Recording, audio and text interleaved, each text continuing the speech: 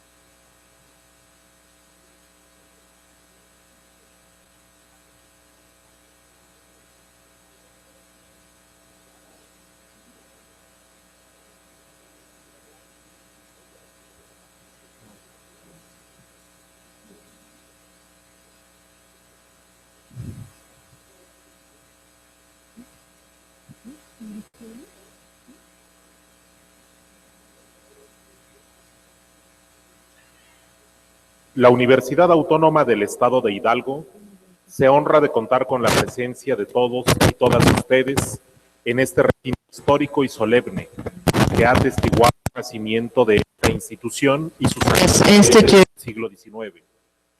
Hechos de trascendencia para la memoria y que el día de hoy nos convoca en torno a la conferencia magistral y solemne investidura del doctor Randy Wayne Schekman, acto que fortalece el desarrollo académico de nuestra universidad.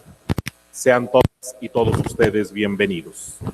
Preside este acto académico el maestro Humberto Augusto Veras Godoy, rector de la Universidad Autónoma del Estado de Hidalgo y presidente del Consorcio de Universidades Mexicanas, el CUMEX.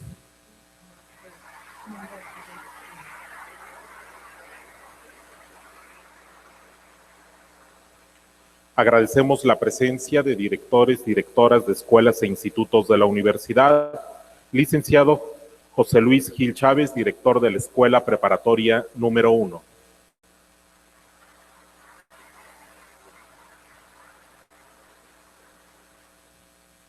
Contadora Naisla Guadalupe Matar García, directora de la Escuela Preparatoria número 2.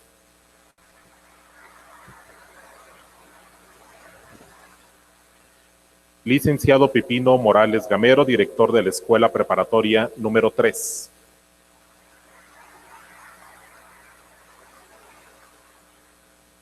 Licenciado Isaías Guzmán Lerma, director de la Escuela Preparatoria número 4.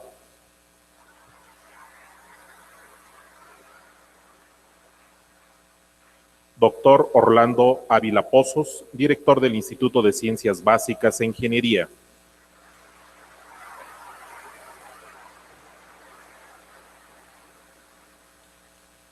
Doctor José María Busto Villarreal, director del Instituto de Ciencias de la Salud.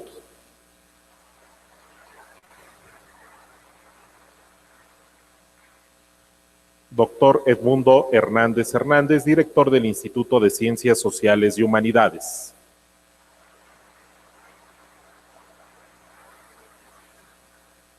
Doctor Sócrates López Pérez, director de la Escuela Superior de Tlahuelilpan.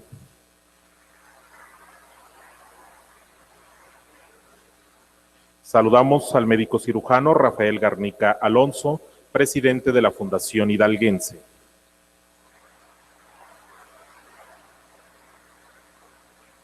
De igual forma, destacamos la presencia de la doctora Rolanda Hernández de Veras, presidenta del Voluntariado Universitario.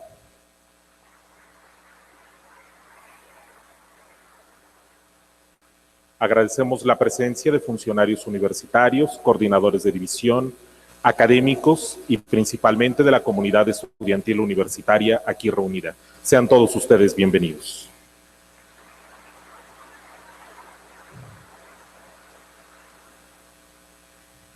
Solicitamos al doctor Roberto Rodríguez Gaona, secretario de Desarrollo Internacional de la Universidad Autónoma del Estado de Hidalgo, realice la exposición de motivos y semblanza del profesor honorario visitante.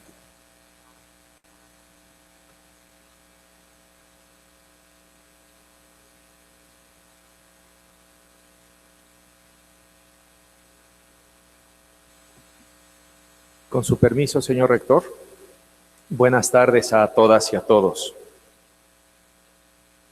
El doctor Randy Schekman es Premio Nobel de Medicina o Fisiología en el año 2013, junto con James C. Rothman y Thomas C. Sudhoff, por sus descubrimientos del mecanismo de la regulación del tráfico vesicular, un sistema importante en nuestras células. Randy Schekman es un biólogo celular e investigador estadounidense de la Universidad de California, Berkeley, profesor de la misma universidad en biología molecular y celular y jefe editorial de la revista Proceedings of the National Academy of Sciences. Realizó una licenciatura en biología molecular en la Universidad de California, Berkeley. Asimismo, estudió su doctorado en bioquímica en el año de 1975 en la Universidad de Stanford. En el año 2011, fue nombrado editor de eLife, un nuevo periódico prominente de libre acceso publicado por el Instituto Médico Howard Hughes, la Sociedad Max Planck y el Trust Wellcome, dándose a conocer en el año 2012. Fue elegido para la Academia Nacional de Ciencias en el año de 1992.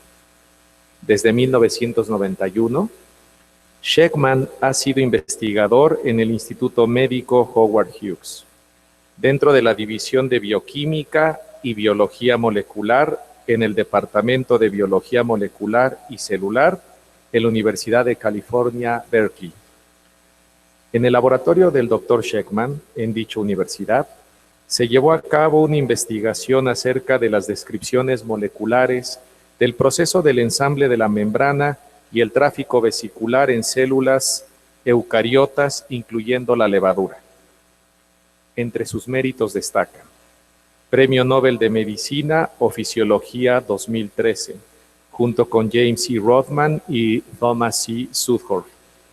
Premio Albert Lasker por Investigaciones Médicas Básicas, el cual compartió con James Rothman en el año 2002. Premio Eli Lilly en Microbiología e Inmunología en el año 1987. Premio Louis S. Rosentiel por su distinguido trabajo en la investigación médica básica en el año 1994. Premio Canada Gardner International en el año 1996. Premio Louisa Gross Horvitz en el año 2002. Es un privilegio contar el día de hoy con nuestro nuevo profesor honorario visitante, el doctor Schekman. Muchas gracias.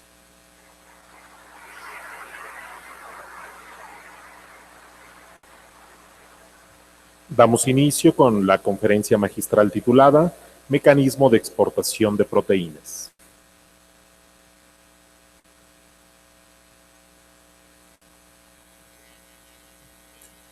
Thank you very much, Roberto, for those generous remarks. And Mr. President, deans, ladies and gentlemen, and students in the audience, I'm honored to be here today to receive this recognition and to have the opportunity to tell you about my own interest in science and life science, how it developed.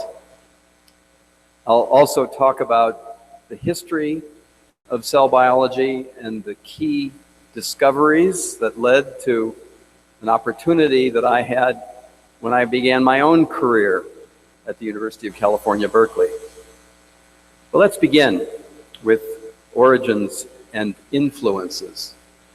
When I was young, growing up in Southern California, I became interested in science because my parents bought me a toy microscope, and I had a sample of pond water from a local river, and I took a drop of this material and I put it on a glass slide, and I looked in this microscope, and a world not seen by the naked eye suddenly came alive.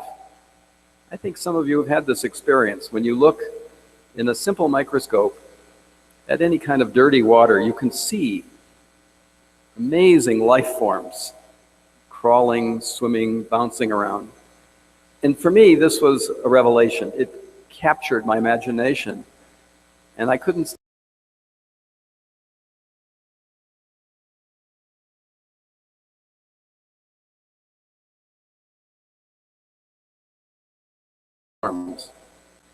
I was so excited that one evening I shared my views with my parents at the dinner table, and my father expressed some surprise that a toy could be so revealing. And at that time I resolved that I would save my money to buy a real professional microscope so that I could see even more. And I used to babysit children, I used to mow lawns, I delivered newspapers, and I kept all of my earnings in an envelope in the closet in my bedroom. And I could never quite get the $100 that I needed to buy the microscope because my mother kept taking my money to buy groceries for the home. So one Saturday morning, after I finished mowing a neighbor's lawn, I rode my bicycle to the police station, and I told the duty officer that I was running away from home because my mother was stealing my money and I couldn't get my microscope. They called my father in. There were some words behind a closed door at the police station, and my father came out looking very stern. But I learned a valuable lesson that afternoon because we went immediately to a pawn shop where I bought this microscope for $100, and which kept me busy for the remaining years of my youth at home, trying to make sense of what one could see in a light microscope. Well, of course, I eventually left home. I went to university. The microscope got put away. But I learned a great deal more from my teachers at university about how to go about studying the life processes within a cell. And I want to use as an example an amazing image that you have either seen or you know about. It's the image of a cell that's involved in the production of insulin. You all know about insulin. Diabetics are deficient in insulin. Insulin is one of a very large number of protein molecules or hormones that are made inside of a cell, and yet they have to be exported outside of a cell. And as is captured in this image, the cell has an elaborate mechanism of collecting molecules that have to be shipped outside. So let's have a look. This is a thin slice through what is called the beta cell of the pancreas that is devoted to making insulin for secretion to control glucose levels in your blood. Insulin is housed within capsules. These little capsules or membranes have collected a form of insulin that condenses, and as you'll see later on, these little capsules move to the surface of the cell and discharge insulin to the cell exterior. But as you'll also see, there's an enormous production line that's involved in getting insulin into these capsules, ready to go when you have a meal and you digest carbohydrates and the glucose rushes out into your blood, insulin secretion is triggered to allow tissues to take glucose up and to use it for later storage in the form of a sugar polysaccharide called glycogen. Now, all of this is organized by a structure called the biological membrane. Here's the biological membrane. This is a cartoon. The membrane that surrounds the cell, the capsules that house insulin, the membrane that surrounds the nucleus of the cell. All of the membranes in cells are composed of this basic structure, which consists of two leaflets of lipids. Lipids have a water-loving surface on both sides and an interior that doesn't like water. It's called hydrophobic. The bilayer of lipids insulates the cell and creates a kind of a protective barrier that surrounds the entire cell or that surrounds a capsule that contains insulin. Membranes also have protein molecules, these green things, that give each membrane its own personality. These proteins may be channels that allow small molecules to flow back and forth, or they may be receptor molecules, such as the insulin receptor that would allow insulin to trigger a cell to take up glucose. Now, a great deal of what we know about the organization of animal cells, particularly in tissues like the pancreas, came from this really brilliant cell biologist by the name of George Palade. Palade is Romanian, but he did all of his work, or most of his pioneering work, as a professor in New York City at a university called Rockefeller University. Palade and his colleague at Rockefeller, Keith Porter, developed the techniques of electron microscopy, the instrument that Palade is seated by, this machine, of electron microscopy to look with high resolution at the structures inside of cells. It was a tour de force where he explained, one after another, what all of these different structures did and how they communicate with each other to convey protein molecules like insulin from inside the cell to outside the cell. I have some images from his early work to illustrate what he discovered. Here is the first station in the conveyor belt machinery that allows proteins like insulin to be secreted. It's called the endoplasmic reticulum, or ER. It's a network within cells that has a large surface area on which protein molecules are constructed by these densely staining bodies called ribosomes. A ribosome is the machine, kind of like a sewing machine, inside of a cell that stitches the amino acids that constitute a protein one next to each other to make a long string that folds up to create a protein molecule with its unique structure and function. Palade indeed was the first to discover the ribosome in the electron microscope.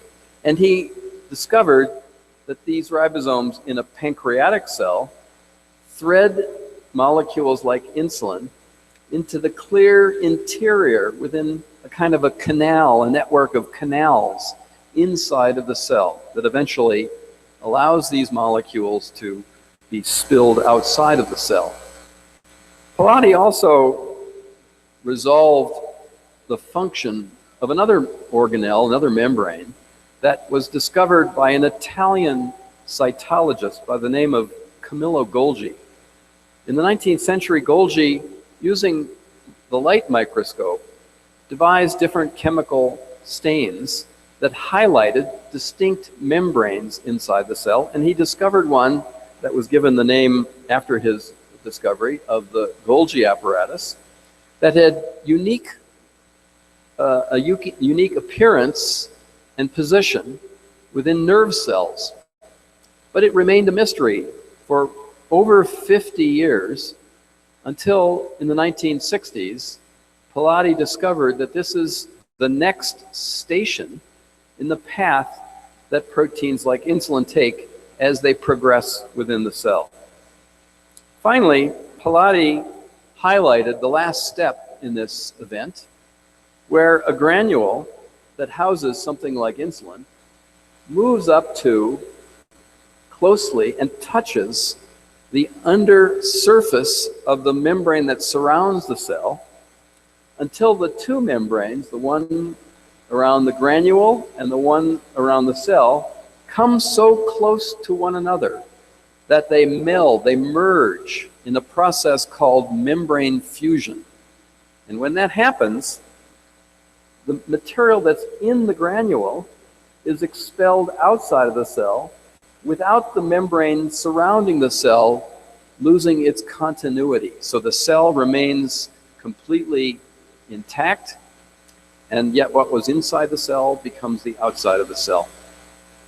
This process of membrane fusion is crucial in many cells in our body, not just those that are involved in secreting proteins like insulin, but even in the brain.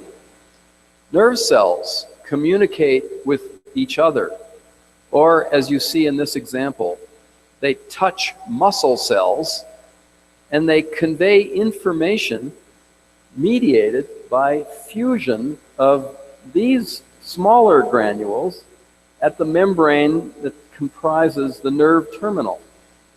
These little granules house chemical neurotransmitters, and you know about these because their absence is responsible for very serious neurodegenerative disorders. For example, Parkinson patients are missing a major chemical neurotransmitter called dopamine that is housed in the interior of these granules.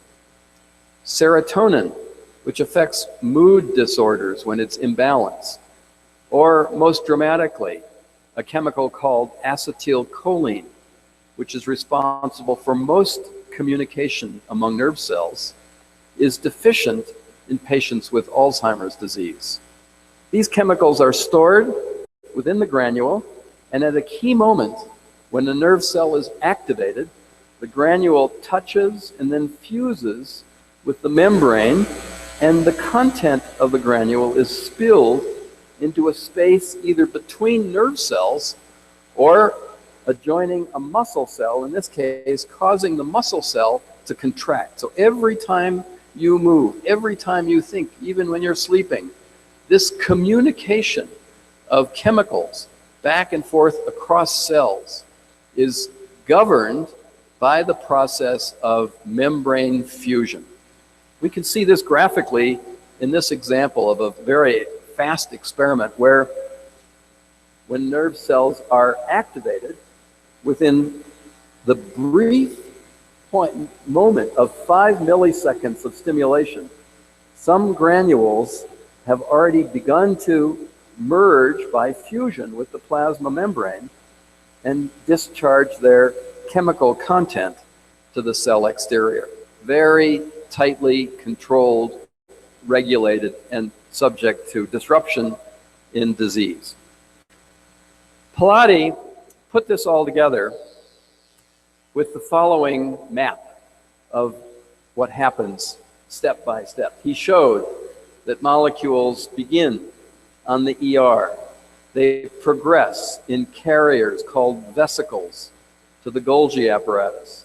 They move through this structure and become condensed within granules that then migrate to the surface of the cell and by membrane fusion discharge their content. For this, he shared the Nobel Prize in 1974. I had the opportunity to meet Dr. Palade when I was a graduate student at Stanford, but most importantly, he gave a special lecture in San Diego at a national scientific meeting, which was the first that I attended as a postdoctoral fellow after the completion of my graduate work. He talked about this to a very appreciative audience, received a standing ovation for really quite remarkable achievement. But I was trained as a biochemist, and I felt that in order to really understand a complex process like this, it would be necessary to take the cell apart into its constituent pieces and to be able to put them back together just as you would if you were solving a puzzle. And in 1974, when Palade won his Nobel Prize, this pathway, as beautiful as it is, had no fundamental understanding at a molecular level. There were no protein molecules. There were no genes that were then discovered that had any role in this pathway. It was a phenomenon that could be described in the microscope, but at a molecular level, a level that a biochemist would find satisfying, there was nothing. So I resolved, when I had the opportunity to begin my independent career at Berkeley, to try to solve this problem at the molecular level. But how to approach this? Because the experimental animals and tissues that were then used to study protein export were very complicated and difficult to tease apart. So I decided to study this problem in a simple microorganism, baker's yeast, thinking that yeast cells, which have a process of protein export, might use the same pathway that animal cells used. And because yeast is so simple to grow in the laboratory and has such powerful genetic and biochemical tools, that it may be possible to discover the genes in yeast and then eventually to see if these genes are the same in human cells. So here is a cluster of yeast cells such as may grow on the surface of a grape. Unlike human cells, though, yeast cells grow by a process of budding. A mother cell, after a certain period of growth, sends out a small bud. And this bud grows during much of the cell division cycle for the next 90 minutes to 2 hours, until the bud becomes approximately the same size as the mother cell, at which point the two of them divide. And if the nutrient conditions are right, they go on and make new buds. And this process of doubling can continue for many generations, allowing one to grow a very large culture of a single, unique cell type. Now, if you have a look inside of the yeast cell, it looks a little different. It looks rather different than a cell involved in insulin secretion. Nonetheless, there are some features that seem to me to represent similar aspects that we had seen in the pancreatic cell. Here's a thin slice through a normal yeast cell. It has a very large structure called the vacuole, which is similar to a structure called the lysosome in mammalian cells. It has some ER membrane, seen here. It has, as you'll see in other sections, a nucleus with a membrane surrounding it. But what was particularly interesting to me was that under the bud portion of the dividing cell, one sees a cluster of granules, just as you saw in the pancreatic beta cell or in a nerve cell. You can see the same kinds of granules just where the surface of the cell would grow. And so when we began, we imagined that these granules, or what they're called vesicles, would carry proteins that would be exported to the cell surface that a yeast cell would need to grow. But even more importantly, the membrane that surrounds the vesicle would, by merging or fusion with the cell surface membrane, allow the cell to grow. Every time a vesicle would merge at the cell surface, its content would become the building block for the growth of the membrane surrounding the cell. So step by step, the cell would grow bigger and bigger and bigger. Now, in order to study genes required for this process, we had to make an important prediction, namely that the genes required for secretion would be essential for cell growth. If you have a mutation in a gene that blocks its activity, and if that activity is required to manufacture, deliver, or fuse these granules with the cell surface, the yeast cell would die. Now there is a way of dealing with that to obtain mutations that are conditionally defective. That is, mutations that cripple a gene at human body temperature, but allow the gene to work normally at room temperature. These are called temperature-sensitive lethal mutations. It's a standard way that microbiologists have to study essential genes. Well, we began then, and let me introduce a crucial figure in this work. This was one of my first graduate students, Peter Novick, who started my lab in 1977. He did all of the really pioneering work that allowed us to discover these genes. Now, this picture was appropriate for the times. We all used to have a lot longer hair back then. I did too, and I can tell you that both Peter and I have much less hair now. Well, now I have to give you a little historical context. This work, of course, began at the University of California, Berkeley, the home of the student protest movement in the United States. All revolutionaries spent time at the university, and anything the least controversial would be the subject of protests.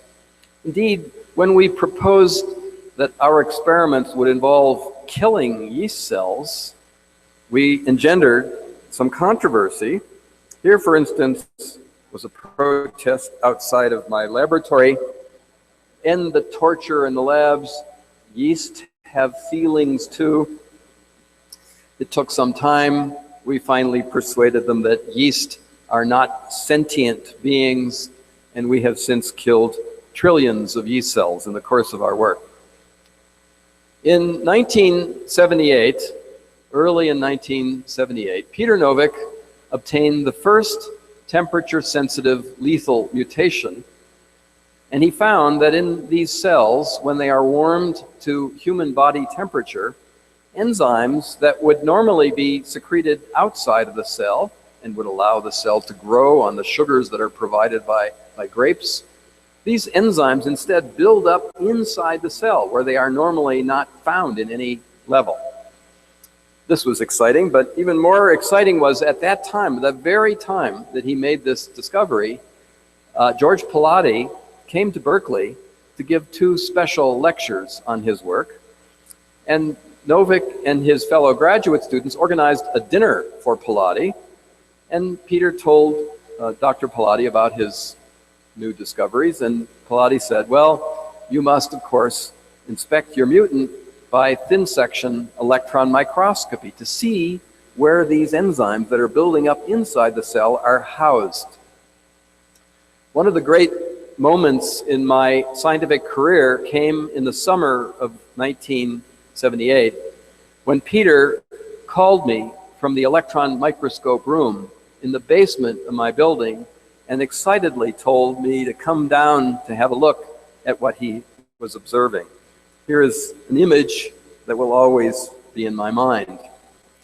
Remember the normal yeast cell with just a small number of little granules clustered under the bud portion of the cell.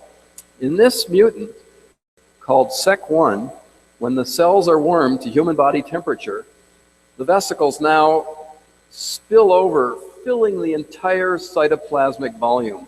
Thousands of them are made, but they cannot complete their process. They cannot merge or fuse at the cell surface, and so they build up inside the cell. Indeed, with time, at that high temperature, the cells die of a kind of vesicle constipation. They just cannot grow but they make all of this material.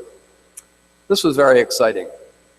We knew at this moment that there must be many other genes that would block secretion. And so we set about to look for such genes. And Novick observed that the cells, the SEC1 mutant cells, continue to accumulate mass, but they fail to get any bigger. And so it seemed obvious that these cells must be experiencing an increase in their density, that is, their buoyant density. The mass per unit volume must increase. And this then suggested to Novick a simple trick to isolate more mutants. Here is the trick revealed in a really simple experiment. Peter took a small culture of mutant cells and mixed it with a large culture of normal cells and incubated the mixture at human body temperature, and then applied the sample to the top of a test tube with material in it that forms a gradient of different density material. He centrifuged this sample, punctured a hole in the bottom of the tube, and collected drops, and discovered that all of the mutant cells separated from all of the normal cells by a big difference in this gradient. All of the mutant cells were at the bottom, as we expected, because they had become more dense, whereas all of the normal cells remained light. This then allowed us, in a way, to purify mutant cells away from normal cells on a density gradient. And over the next year and a half, Peter repeated this procedure and found an additional 23 genes, implying that each gene had a different protein product responsible for different aspects of this export pathway. He found 10 genes that behaved just like SEC1, but he found two other characteristic mutant types. Here's one that accumulates at the human body temperature, a giant Golgi apparatus, not normally seen like this in a normal yeast cell. Huge structure. And when these cells are returned to room temperature, this structure dissolves and it contributes its content to form vesicles that then discharge proteins at the cell surface. He found a number of genes that build up this structure, the endoplasmic reticulum. So at the high temperature, this structure, which is normally very thin, becomes much more extended. The envelope that surrounds the nucleus is distorted, and all of the proteins that were supposed to move along instead accumulate inside this structure. He could then put this all together in the form of a pathway by doing simple genetic and physiologic tests. And here is the pathway that we appreciated as a result of his work and the work of several additional generations of graduate students. It's the secretory pathway from around the early 1990s from my lab. There are the same steps and the same overall pathway that Palade appreciated from his work, but importantly, each step is marked by a unique set of genes and their corresponding protein products that are crucial to execute individual steps in this pathway. Now let me take a moment to reflect on what this allowed us and many other laboratories to do. First of all, knowing these genes in yeast, it became possible to discover the equivalent genes in the genomes of higher organisms, including the human genome. The yeast genes were discovered and cloned and sequenced in the 1980s, just as it became possible to clone and sequence human genes. And we learned by comparison that all of these yeast genes have their counterparts in the human genome. So 1 billion years of evolution separates yeast from humans, and yet the same machinery is there. Really quite a striking example. Yet another example of the power of evolution to conserve functions and to solve problems using the same bits and pieces that evolved eons ago. Now that knowledge alone was instructive from a basic science perspective, but it also encouraged the then developing biotechnology industry to use yeast as a vehicle for the manufacture and secretion of human proteins. After all, if the pathway and the machinery is the same in yeast and in human cells, then surely if you could introduce into a yeast cell the gene that encodes a clinically important protein molecule, maybe you could use the possibility of fermentation technology to manufacture human proteins. And I'll give you two examples. If you take the gene for human insulin and introduce it appropriately into a yeast genome, it's possible to harness that and to exploit yeast for the secretion of human insulin. Of course, yeast cells don't have their own insulin. They have no need for that. But insulin can piggyback on the secretory pathway along with other yeast proteins and be secreted. It's very efficient. It's much less expensive than isolating pig insulin from the pancreas, which was the usual commercial source of insulin. Now, 1/3 of the world's supply of human recombinant insulin is made by secretion in yeast. Some of you may even be using this product. Another example. In the late 1980s, it became possible to develop a vaccine against hepatitis B using hepatitis B virus-like particles that are produced by patients with the disease. There are certain particles that the patients produce that have just a shell, but not the infectious nucleic acid. And these particles could be purified from blood obtained from patients with the disease. And that became a source of vaccine. However, just after that was developed, these very same patients were often infected with the HIV virus, and it became too dangerous to use the blood of hepatitis patients to obtain particles for this purpose. Around that time, a group that started a biotech company called Chiron found that they could take the major protein of the hepatitis B surface coat and express the gene for that protein in yeast. And yeast cells would produce little vesicles that have the hepatitis antigen, surface protein, in them, but do not have the infectious hepatitis nucleic acid. How many of you in the audience have been vaccinated against hepatitis B infection? I'm sure that some of you have received this vaccine. No one in the audience has been vaccinated? One. I'm sure many of you have. Well, you have been vaccinated with vesicles isolated from yeast cells. 100% of the world's supply of this vaccine is made in yeast.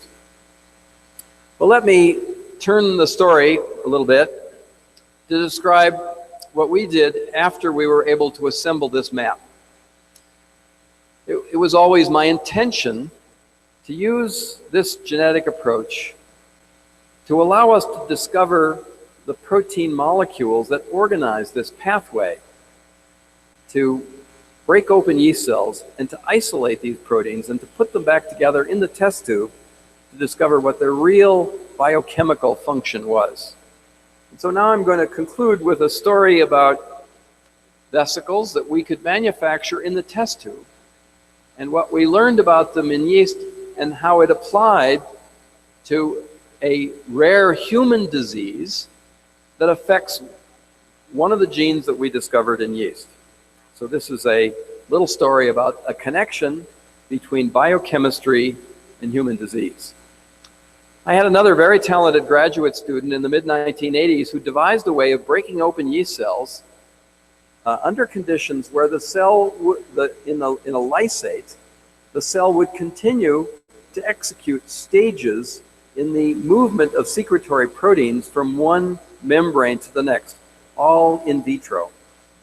And over a period of years, we used what he developed as an assay to purify functional forms of the proteins that were encoded by the SEC genes. And finally, in 1994, we were able to manufacture vesicles in the test tube with pure proteins that comprise a kind of a coat complex, or a kind of a skeleton that's involved in pinching a membrane from the ER to produce a bud and then a vesicle. And these could be produced in the test tube with pure proteins and membranes. And we observed that the proteins that are required form a kind of a fuzzy coat that surrounds the membrane and literally pinches it from the ER. Now, work in many other laboratories after this discovery led to an atomic resolution image of the structure of the proteins responsible for this pinching, budding mechanism. And I'll just leave you with one little cartoon which shows some of these proteins. Some of them bind to the surface of the membrane underneath here and seek out and capture proteins that are going to be transported. And another set of them form a kind of a scaffold that creates a regular polyhedral lattice that envelops the membrane and causes it to pinch off of the ER membrane. Now, let me remind you that the genes that we discovered in yeast are all essential genes. If you knock the gene out, the cell dies. So I never really expected that we would find any human diseases that affect these proteins, because surely that would be lethal. Of course, I was wrong, in part because the genes for these yeast proteins in the human genome are duplicated, or more copies, which means that patients, humans, might suffer a mutation in one copy that could at least be partially compensated by having another copy of the same gene. Indeed, there are diseases that affect all of these molecules that are involved in vesicle budding. There's a disease in this protein molecule that causes a deficiency in lipid absorption in the intestine. There's a disease in this protein that I'll mention briefly that causes a craniofacial disorder that affects bone development. There's a disease in this gene that causes a genetic form of anemia that causes a very unfortunate birth defect called spina bifida. We've been able to study these genetic defects because of the biochemical approach that we had developed. And let me just very briefly tell you a little bit about the disease in this gene that causes a craniofacial disorder. Here are two children of a Bedouin family in Saudi Arabia afflicted with this disease. They have facial distortion, they have brittle bones, they develop cataracts, the soft spot in the top of their head never closes. As far as I know, the disease is not fatal, which is really quite surprising because this is a mutation in a gene that is absolutely essential for even lowly yeast cells to grow. The reason these patients survive is they have a second copy of that gene, and that other copy functions in most tissues in their bodies to produce the normal protein. Nonetheless, when you look at skin cells taken from these kids, there is a profound defect in secretion that you'll see in this next slide. So here is a thin slice through a normal skin cell showing the ER membrane. A thin slice through one of the parents. The parents are carriers. They have no obvious pathology, but the ER is already a little distorted. But look at this. The bottom panel is a skin sample taken from one of the kids showing an enormous distortion of the ER membrane with a great deal of material, including collagen, accumulated on the inside. Well, we've worked on this. We've solved some things at a very high level of resolution. We can explain in this disease exactly what is going wrong at the level of the atoms in the coat protein that are required to make a vesicle. Very satisfying conclusion. Well, let me summarize a great deal of work over my career in the form of 4 summary statements about what we've discovered. First, we've discovered that the process of protein export and the assembly of the surface surrounding a cell are physically and functionally linked through a series of obligate organelle intermediates. Pilati had shown that things move from step to step. But what we were able to add on top of this is that each step is essential, and the organelle mediating it must work in order for this process to be sustained. We learned that the events of this pathway are conserved over 1 billion years of evolution, which led to the developments in biotechnology using yeast as a vehicle for secretion. We've learned a great deal about the coat that operates to produce vesicles and to sort proteins. And we've learned that tissue expression of different components can explain the diseases that emerge in these mutations in the genes. Now, I'd like to return to what happened more recently. My life was interrupted with a call from Stockholm in 2013. And shortly after the award was announced, I received an email from something called the Nobel Museum in Stockholm. And every year they ask the laureates to donate something from their past that reflects their passion for science. And for me, it was pretty obvious. That old microscope that I had to run away from home to get had been sitting collecting dust in my parents' garage. They sent it to my home. Regrettably, neither of my children ever had an interest in science, so I had it sitting collecting more dust in the wine room in my home. But finally, 2 years ago, I wrapped it up and I sent it off to Stockholm. And if you ever visit Stockholm, you can go to the museum, and there's my microscope, and you can read about how I had to run away from home to get it. Well, let me credit the members of my laboratory who've still been active in spite of my many travels. These are the current members of my research group.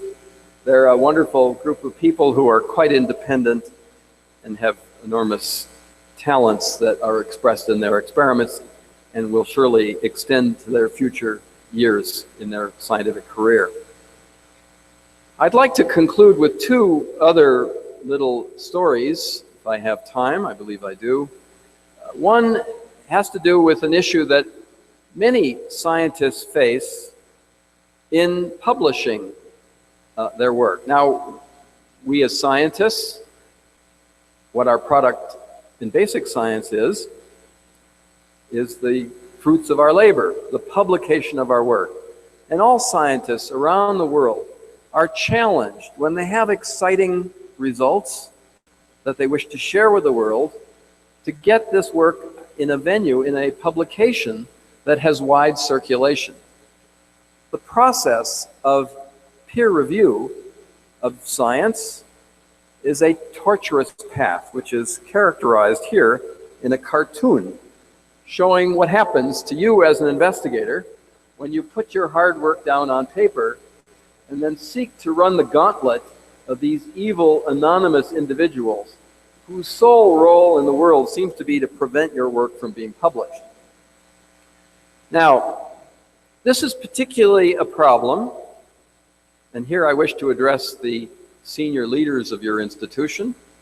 This is particularly a problem when one seeks to publish one's most important work in the very small number of journals that are most prestigious, typically the commercial journals, and in the life sciences, these journals are called Cell, Nature, and Science. Now, these journals, mainly commercial, are in the business of selecting what they consider to be the most important work, and they create this kind of sense of exclusivity in decisions that they make about what they'll publish. This sense of exclusivity is sustained by promoting a number that I consider a phony number called impact factor.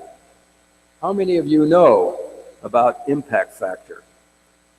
Probably quite a few of you know about impact factor, and I believe that the leaders of your institution know probably too much about impact factor and its influence in the decisions that you make about what constitutes valuable scholarship. And I want to tell you today that this is a terrible number. It is not a measure of scholarship. It is the measure of success of commercial journals in selecting papers that will generate lots of citations. For those of you who don't know about it, it's a number that takes the total number of citations to papers in a journal over a 2-year period, dividing that roughly by the number of papers. Commercial journals are in the business of selling magazines. It is in their vested interest to identify and publish papers that will generate a great deal of excitement in the scientific community. And too often, these papers are simply wrong. They are spectacular, but they're wrong. And by focusing on this number, they, I believe, do a great disservice to the scholarly community. Nature, I think, is one of the worst. They have an advertising campaign where, as you see here, they advertise this number. More recently, they've advertised the number right on a review article that they published that talked about the tragic loss that Greek scientists have suffered as a result of their terrible economy. They've lost access to digital libraries, including, of course, to subscriptions to Nature magazine. It is the height of hypocrisy for Nature to advertise their journal on an article that describes the loss of Greek science to access to these journals. Well, there are many reasons why this is a bad number, but let me share with you one example of a particularly bad misuse of this number. Now, you can't read this, it's in Chinese, but I have a number of Chinese students in my lab who've translated it for me. And basically what it is it's an announcement, an award notice that was published 2 years ago by the Chinese Academy of Science to its scholars in biophysics, offering a cash reward if you happen to win the lottery and publish your paper in Cell, Nature, or Science. If you publish your paper in these journals, quite irrespective of what was in the paper, you receive the equivalent of $33,000 US in personal spending money. There's some successful Chinese scholars who get over half of their income publishing in these journals. There's some successful Chinese scholars who sell co-authorship on their papers to people who are willing to pay money to these people, even if they had nothing to do with the publication, just to get their name on a paper in Cell, Nature, or Science. Imagine the distorting influence this has on a young, impressionable scientist who wants to succeed, who wants to do well, and will cut corners and sometimes commit fraud in the desperate act of publishing in Nature or Science or Cell. I'll leave you with one example. Last year, at the beginning of the year, 2 papers were published in Nature that made the astonishing claim that normal human adult cells could be turned into human embryonic stem cells by simply exposing the cells to low pH, to an acid, slightly acid buffer. This was remarkable. It made the front page of the New York Times. It was on the national evening news in the US. It promised a revolution that would solve all of the moral issues that one faces in trying to create cell lines of human embryonic stem cells. The young Japanese first scientist was hailed as a hero on return to Japan, but within weeks, no one could reproduce this experiment. It was around the world. The link to these papers was hit 1.2 million times by people who were so excited by the results, but no one could reproduce it. It created a scandal in Japan. It led to the dissolution of a research unit. One of the authors of this paper, a senior investigator in Japan, committed suicide as a result of his humiliation. I attribute this in part to the pernicious influence of these selective journals in encouraging people to make their work seem more attractive than it is, or unfortunately to misrepresent. I, along with many of my colleagues, call on university administrators and scholars around the world to go away from the use of this silly number to evaluate scholarship. It was never intended for that purpose, and it should not be used in that way. A group of us formed a committee and have issued a document, a declaration called the Declaration of Research Assessment, in which we call on all parties to avoid this number because it's not measuring scholarship. There must be other ways. For example, reading the papers, that might be a good thing to do. It should not be used as a surrogate by institutions to evaluate the productivity and impact of their scholars. There are other ways, and I'd be happy to talk to you about them if you wish. Well, it's one thing to complain about it, about the system. It's another thing to do something about it. And so 4 and a half years ago, I was asked at the behest of the Howard Hughes Medical Institute, the Max Planck Society, and the Wellcome Trust, three of the most influential biomedical research funding organizations in the world, to create a new online open access journal, which we've now been publishing for over 3 years, called eLife. Since it's open access, that means that you, anybody, anywhere, can go online and read whatever we publish. All of the decisions of this journal are made by active scientists, not by professional editors. We are not in the business of selling magazines. The entire support comes from these foundations because they believe that it's time for scientists to take back control of the scientific literature to people who actually understand and appreciate important discoveries. So I would urge you, if you have a chance, to have a look at this journal. Now, I think I still have a few minutes, and I want to leave you with a little video that you may enjoy. It's taken from,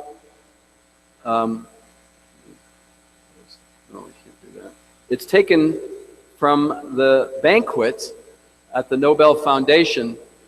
Every year at the Nobel Prize ceremony, there's a big banquet in downtown City Hall, which is a setup for all the dignitaries and award winners and their families. There are 1,300 people who are treated to quite a feast.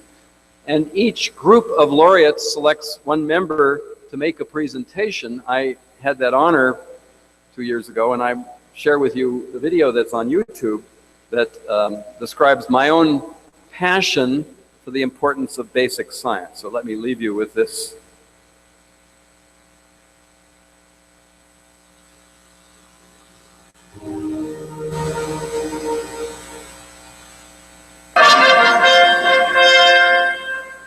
Det är en stor ära att få presentera Nobelpristagaren i fysiologi eller medicin, it is a great honor to introduce the Nobel laureate in physiology or medicine, Professor Randy Schekman.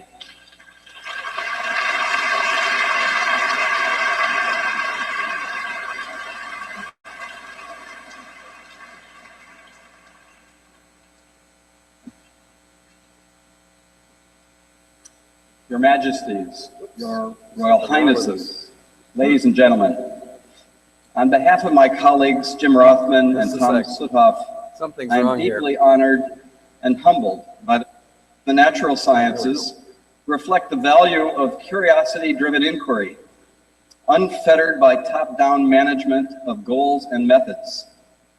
Government funding of basic research in the United States started after World War II with a transformative report, Science, Endless Frontiers, written by Vannevar Bush, the science advisor to Presidents Roosevelt and Truman. He wrote, "Scientific progress on a broad front results from the free play of free intellects working on subjects of their own choice in the manner dictated by their curiosity for exploration of the unknown. Freedom of inquiry must be preserved under any plan for government support of science." That freedom of inquiry nourished the careers of today's laureates. Jim Rothman and Tom Suthoff discovered the molecular basis of neurotransmitter release at the junction of nerve cells and between nerve and muscle cells. The molecules they probed are the targets of a potent toxin produced by a poisonous bacterium that causes botulism. No one could have predicted a practical application of this knowledge. Yet, judging from the many handsome, near-perfect faces here this evening, some of you may have personal experience with Botox, the commercial term of this toxin. The uses of Botox extend well beyond the cosmetic, including the treatment of debilitating neuromuscular diseases, such as afflicted the concert pianist Leon Fleischer, who after 30 years of paralysis has now been restored to the concert stage. The work in my laboratory probed the molecular basis of protein secretion in baker's yeast. We had no notion of any practical application of this work, and that after we learned that yeast cells use a pathway fundamentally the same as in human cells, the biotechnology industry applied this knowledge to engineer the production of commercially useful quantities of human proteins. 1/3 of the world's supply of recombinant human insulin is produced in yeast. Again, it is likely that some of you here tonight benefit from this discovery and technology. Many of you can recount similar stories where an investment in basic science has resulted in a direct application to medicine and technology. And yet we find a growing tendency for government to want to manage the discovery with expansive so-called strategic science initiatives at the expense of the individual creative exercise we celebrate today. Louis Pasteur recognized this tension long ago before the trend toward managed science. He wrote, "There does not exist a category of science to which one can give the name applied science. There are sciences and the application of science, bound together as the fruit of the tree which bears it."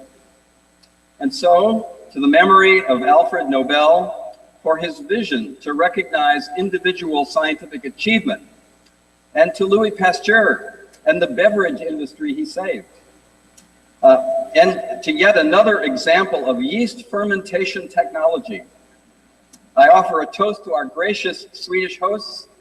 Skål.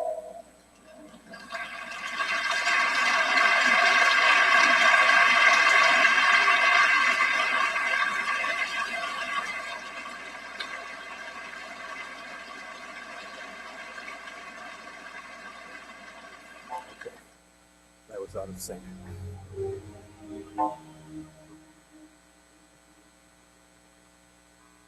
Okay. Thank you for your attention.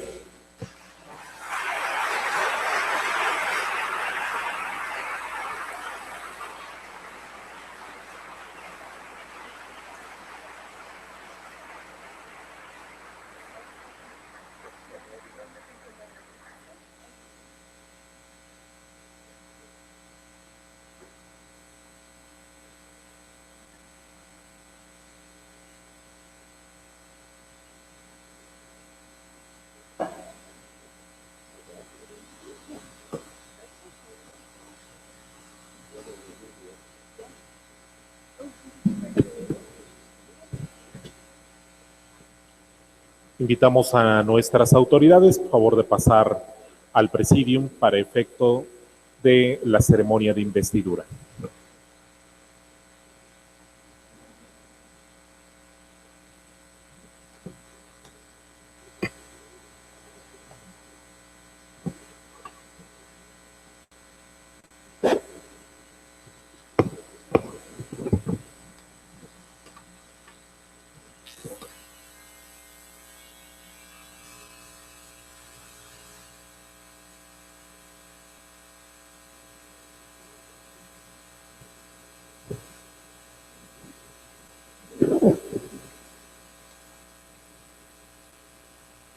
La Universidad Autónoma del Estado de Hidalgo, en reconocimiento a la trayectoria y aportaciones científicas, se enaltece en otorgar la investidura de la beca académica al doctor Randy Wayne Schekman, nombrándolo profesor honorario visitante, hecho trascendente para el desarrollo internacional de nuestra universidad.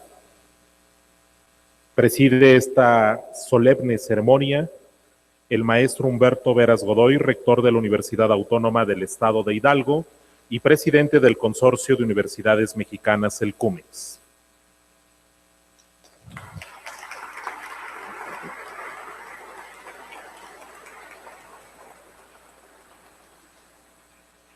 Maestro Adolfo Pontigo Loyola, secretario general de la universidad.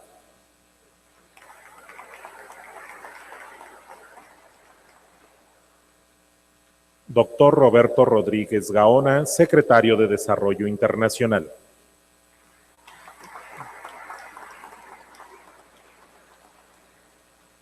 Doctor Randy Wayne Schekman, profesor honorario visitante.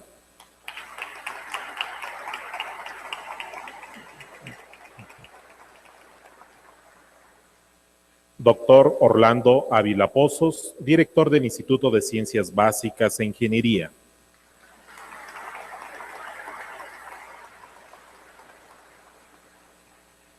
Licenciada Lidia García Anaya, secretaria general del Sindicato de Personal Académico de la Universidad Autónoma del Estado de Hidalgo.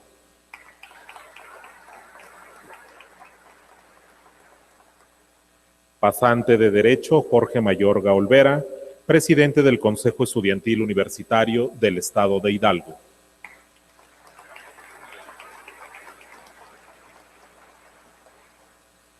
Licenciado Florencio Flores Hernández, secretario general del Sindicato Único de Trabajadores y Empleados.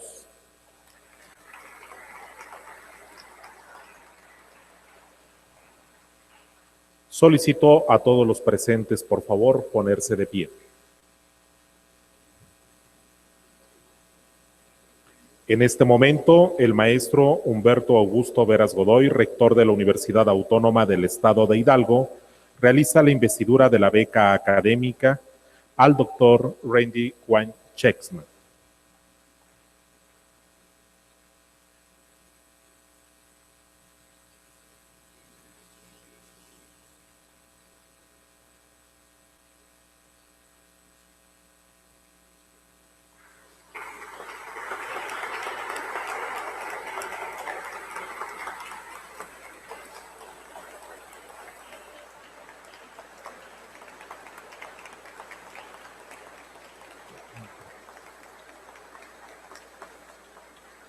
Asimismo, se hace entrega de un documento que a la letra dice: la Universidad Autónoma del Estado de Hidalgo otorga a Randy Wayne Schekman el reconocimiento como profesor honorario visitante, en virtud de haber sido galardonado en 2013 con el Premio Nobel de Fisiología o Medicina por sus descubrimientos del mecanismo de regulación del tráfico vesicular, así por los avances en el proceso del ensamble de la membrana.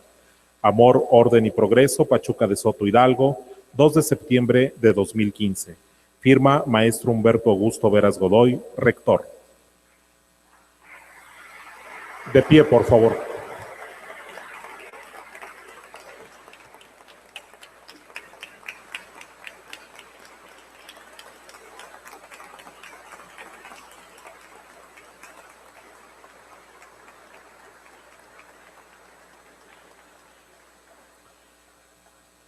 Escucharemos a continuación el mensaje de aceptación del nuevo profesor honorario visitante.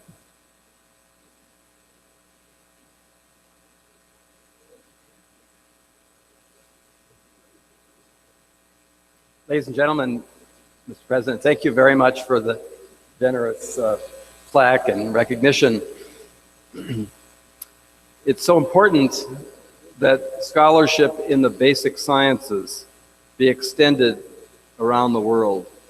Scientists really, truly are an international community of scholars that goes beyond political boundaries, all with a common goal of seeking a fundamental understanding of the natural world. This is a value that we all share and can make friends across borders, and I am here to recognize that friendship with this institution. Thank you very much.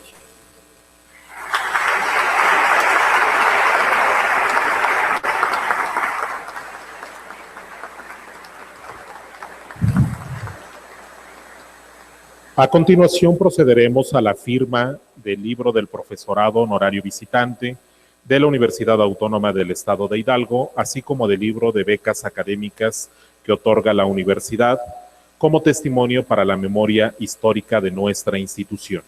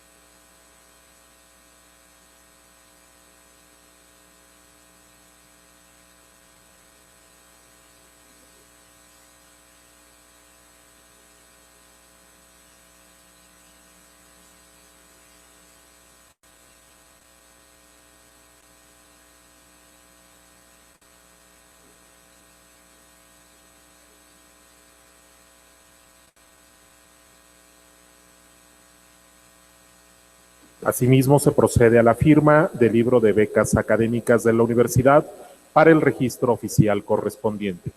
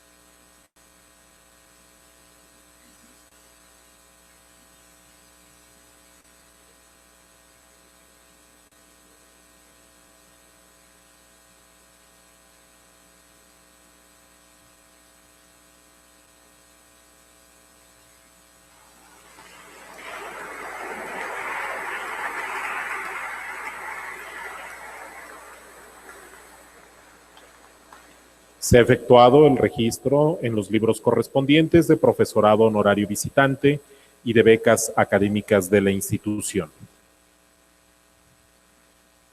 Solicitamos de manera respetuosa al maestro Humberto Augusto Veras Godoy, rector de la Universidad Autónoma del Estado de Hidalgo y presidente del Consorcio de Universidades Mexicanas, el CUMEX, tenga a bien realizar el mensaje de bienvenida a nuestro nuevo profesor honorario visitante.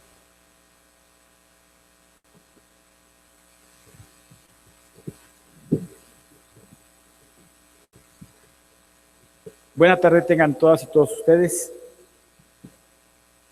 Saludo con mucho aprecio a los estudiantes de nuestra casa de estudios, quienes son la razón de ser de nosotros, de esa institución, pero que también, seguro estoy, este día lo recordarán como uno de los importantes en su formación académica, dado que hoy, en este recinto universitario, tenemos la oportunidad de estar con un premio Nobel, que es una parte de la historia de esta casa de estudios. También saludo con mucho aprecio a los investigadores de nuestra institución, a quienes fortalecen a esta casa de estudios con su trabajo permanente y que también han compartido esta mañana tarde esta oportunidad de conocer y estar con el doctor Randy Wayne, quien tiene la gran oportunidad que han tenido los muchos investigadores, pero que también un privilegio de tener ese premio Nobel. Saludo también a todos y cada uno de los que nos acompañan en el presidium. Y quiero decirle a nuestro profesor honorario visitante, doctor Randy Wayne, Schekman, que para esta casa de estudios es motivo de gran satisfacción recibirle en esta institución. El recinto donde nos estamos reunidos es un recinto de mucha historia en esta casa de estudios, donde ha sido testigo de muchos eventos académicos de relevancia. Sin embargo, reconozco que en esta ocasión la presencia del doctor Schekman ha generado en mi persona una emoción significativa, dado que pocas veces tenemos la oportunidad de estar compartiendo este espacio académico con un personaje tan ilustre como el doctor Schekman. Esta universidad, doctor, agradece el que usted haya aceptado recibir este reconocimiento al profesor honorario visitante, que forma parte de las acciones de internacionalización que nuestra casa de estudios tiene planteadas en su plan de desarrollo institucional. Para hablar del doctor Schekman, como se ha dicho aquí, hay que referirnos al trabajo permanente, sostenido, de preparación, pero además lo que significa, como lo platicamos hace un momento, el desvelo y el trabajo en muchas horas que lo despegan de su acción como jefe de familia. Durante décadas, el doctor Schekman inició una serie de trabajos científicos que cambiaron al mundo en el campo de la biología molecular, los cuales hoy ofrecen una visión diferente en el campo de la fisiología. La internacionalización es un proceso de calidad académica que se caracteriza por la excelencia de los programas educativos. El profesorado, el alumnado y la infraestructura tiene la gran oportunidad de rebasar fronteras y bajo indicadores y objetivos contrastables, permitir la participación de la sociedad de conocimiento de manera importante. Con esto en mente, se construyó la visión proyectada al año 2035 de la Universidad Autónoma de Estado de Hidalgo, para llegar a ser una de las mejores universidades del mundo. Pero también para alcanzar esta visión, tenemos que estar claros que debemos, todos los que tenemos la oportunidad de servir a esa casa de estudios, hacerlo con emoción y compasión, sin perder de vista la visibilidad internacional a la que debemos apostar. Doctor Schekman, es un orgullo que a partir de hoy se incorpore como profesor honorario visitante de esta casa de estudios. Valoramos su trayectoria que le ha llevado a trascender en este mundo ávido de personas comprometidas con la ciencia como lo ha hecho usted. Esta tarde es una tarde muy especial para toda la comunidad universitaria. Su presencia nos honra, pero además nos inspira a poder trabajar y a desarrollar el ámbito de la ciencia y la investigación con un ejemplo para los jóvenes y un aliciente para que el mundo para ellos sea diferente, pero además que esto podamos tenerlo, como ya hemos dicho en algunos de los mensajes de esa institución, algún día un premio Nobel en esa casa de estudios. Eso es lo que estamos aspirando los universitarios. Y ustedes, los jóvenes que hoy escuchan este mensaje, seguramente van a ser los que van a lograr este objetivo que va a ser para todos nosotros un orgullo como casa de estudios. Doctor Schekman, gracias. Se le estima y se le admira. Bienvenido nuevamente a esta casa de estudios, la Universidad Autónoma del Estado de Hidalgo. Porque somos garzas, somos universitarios de excelencia. Amor, orden y progreso. Muchas gracias.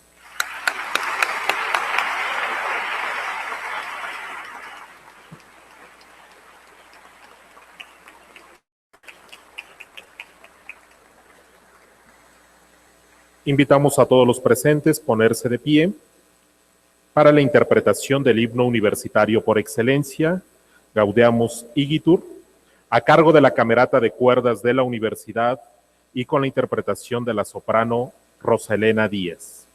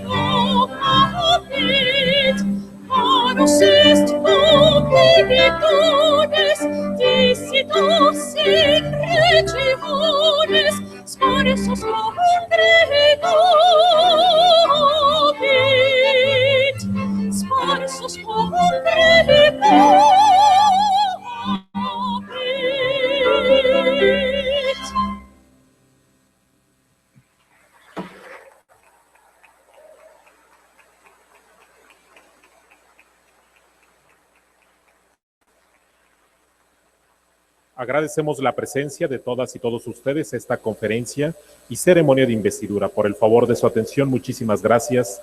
Muy buenas tardes. Solicitamos a nuestras autoridades pasar, por favor, para la toma de la fotografía oficial de este solemne evento.